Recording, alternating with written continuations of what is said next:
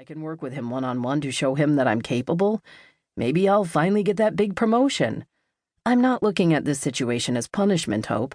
I'm looking at it as a chance to finally get the man's full attention. It was on the tip of her tongue to say that if the man hadn't really seen all of his potential in the last 5 years, then he probably wasn't going to see it now. But she held her tongue. It was a losing battle. There was no way that she was going to convince her brother to stand up to his boss and spend Christmas with her. She was going to be alone, and she was going to have to deal with it. That didn't mean she couldn't play a little dirty. Well, I guess I can understand that, she said with a sigh. I better go. I just finished baking my second batch of cookies, and they should be cool by now.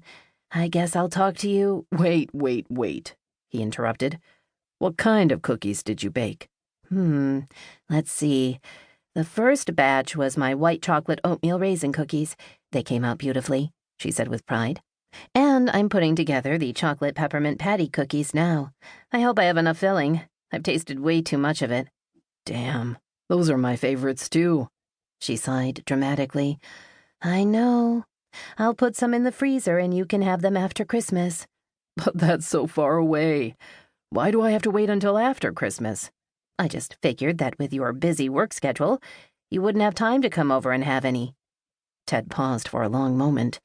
That's true, he said, but that just sucks. Why can't you drop by the office?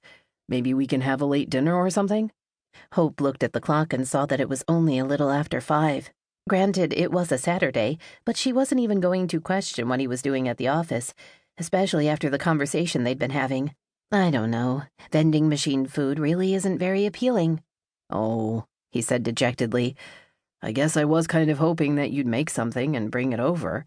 I can't even remember the last time I had a home-cooked meal. Oh, brother. Does Mary fall for that whole woe is me bit? He chuckled.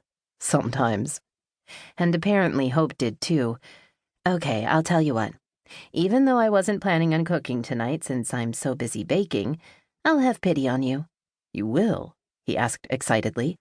Any chance you have the makings for some of your famous stuffed meatloaf? She laughed. I think I can swing that.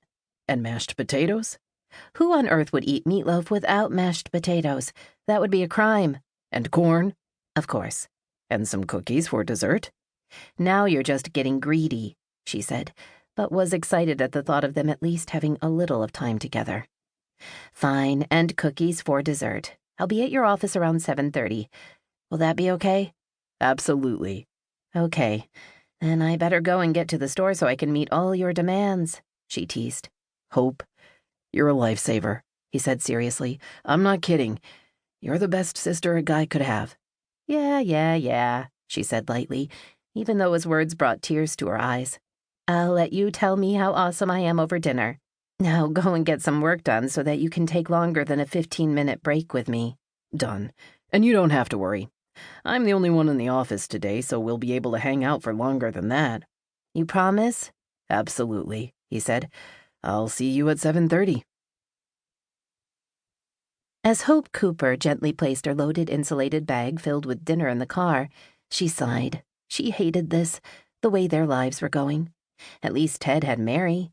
If everything went according to Ted's plan, he and Mary would be married by this time next year and planning a family of their own. And where would that leave her? Alone. Utterly and completely alone.